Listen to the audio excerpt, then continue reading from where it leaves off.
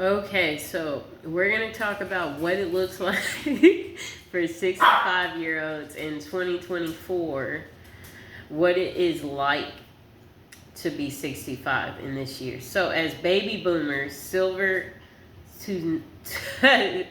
Okay, so as baby boomers, the age once synonymous with retirement means something very different. Okay, Mr. Fox, he wants to be in the video. Come here, Mr. Fox. There he is. There's our little fox. Okay, so we're going to talk about this lady. Her name is Kathy Wheeler. She's one of nearly 4.1 million Americans who will turn 65 in 2024. But she doesn't see reaching what was once the traditional retirement age as particularly a momentous milestone. So turning 65 is kind of weird, she said, and she had moved to Indiana, Pennsylvania, a college town about 60 miles east of Pittsburgh, to be closer to her son and extended family. On one hand, I'm getting a gazillion pieces of mail about getting ready to sign up for Medicare, but I don't have any plans to start working. When he was 65, okay, so this is a guy. Wheeler's father was retired, living on a golf course and spending his evenings playing bridge.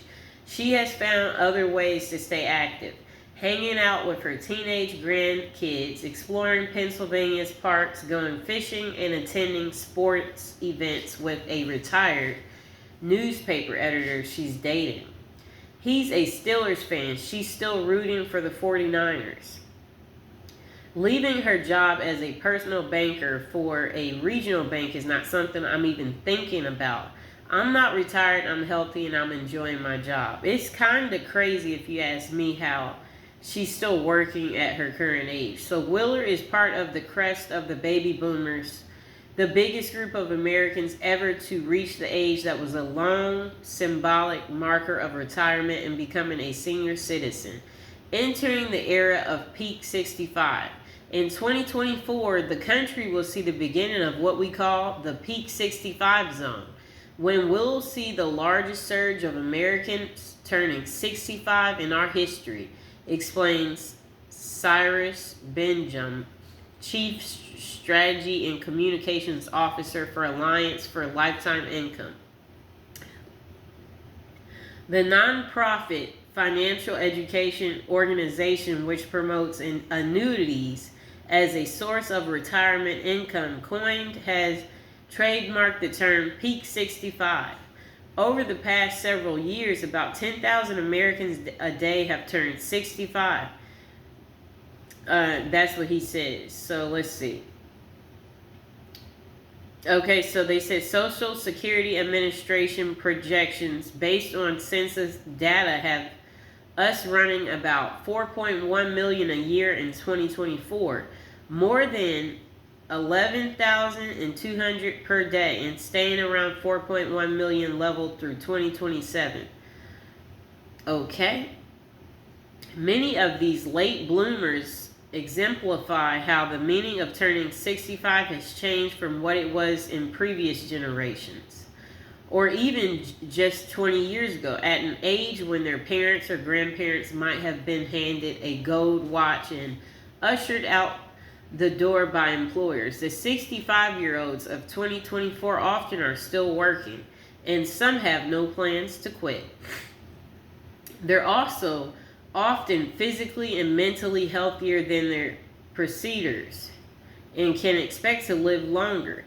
But they also face potentially tougher financial challenges. Here are some key areas in which reaching age 65 is different than it used to be. Finances. Historically, 65 has been the age at which people have anchored their expectations surrounding retirement and stopping work. Okay, so let's see. In part, this is because 65 used to be the age at which someone could claim their full Social Security benefits. Okay, let's see what else they say. Okay, so the full retirement age has been gradually going up since 2023. Since 2003 as part of a set of Social Security reforms enacted by Congress 20 years earlier. People born in 1959 can't claim the full monthly benefit until they reach 66 years and 10 months, 22 months later than it was for their parents. Wow, how sad. If they start Social Security in 2024 when they turn 65, it would reduce their monthly payment by 12% for life. Peak 65 members also are considerably less likely to enjoy a second form of guaranteed lifetime income. The defined benefit pensions widely available to past generations of retirees. They're going to have to take the money that they've saved over the years and make it last a lifetime. A former professor, author of a book called Flipping a Switch, Your Guide to Happiness and Financial Security in Later Life, they'll also be more vulnerable to market downturns early in retirement, eroding their nest eggs. She says, those financial pressures may keep many 65-year-olds working for as long as they can. Turning age 65 used to be the benchmark for most Americans to retire, says Steve, a chartered financial consultant and owner of Azure Financial in Troy, Michigan. Today it seems to be the starting point to plan your exit from the workplace. Health and aging. In 1959, the average 65-year-old American man could expect to live another 13.1 years, the average woman 15.9 years, according to the Social Security Administration data. People born in that year and turning 65 in 2024 have a life expectancy about 5 years longer on average. 18.3 more years for a man, 20.9 for a woman. People are living longer and they have in general less disability compared to 20 or 25 years ago, says Don Scott, director of geriatric medicine education at the University of Georgia. He cites factors as increased screening for diseases such as cancer and hypertension and greater attention to health, eating and living. Stop, Mr. Fox. The emphasis on exercise and continuing to stay physically active has really increased a great deal over the past 20 to 30 years, he said. With that increased level of activity and the expectations that will continue well past 65, many at this age group are opting to get hip and knee replacements, said Tara Huff, an orthopedic surgeon in Columbus, Georgia. The average age for a hip replacement is 65.4 years, down from 66.3 in 2000. Okay, let's see. Let's hear just a moment. I'm skimming through here. Okay, today's 65-year-old is going to have higher demands, whether it be playing sports, being active in their yard with their grandkids. They're just more active. They expect that quality of life. They expect to be traveling. I think that's the biggest difference that we're seeing. Some shifts in that particular age group. Joint replacements are also more likely to be successful because the people getting them are in better shape than in the past, she adds. One of the best predictors of how you'll do after a joint replacement is your movement prior to it. But 65-year-olds also face health concerns unknown to their parents, such as sleep problems, by increased use of smartphones and other electronic devices, which can elevate the risk of age-related conditions such as dementia and heart disease. There's so much more of this constantly being connected and not being able to feel like you can get downtime and looking at screens when you wake up in the middle of the night. I think this is going to be an increased problem as we move forward. Certainly the answer to it is not more sleeping pills.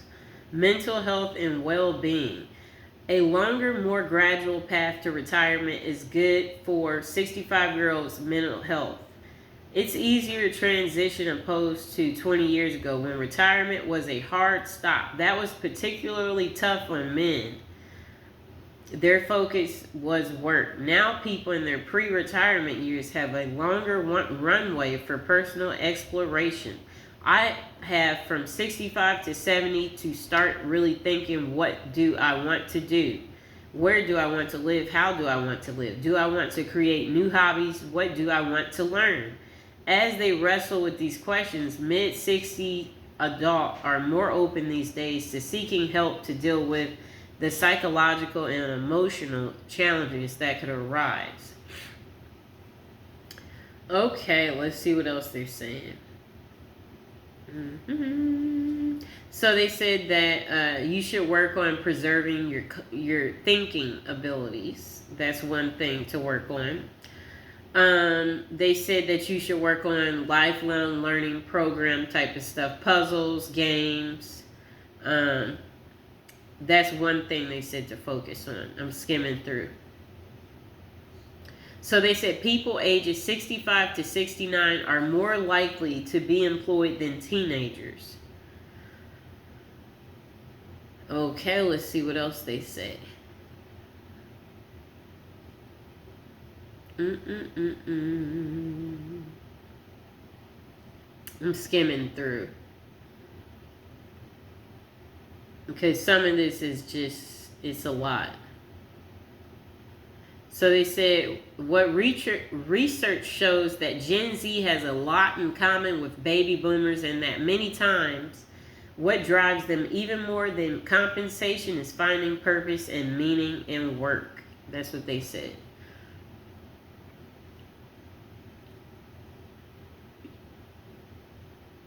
So one older lady, she said she hopes to be able to stay healthy and being able to participate in whatever her grandkids, son, or daughter-in-law do. So yeah, that's the end of the article. That's what it's like to turn 65 in 2024. Like, share, and subscribe.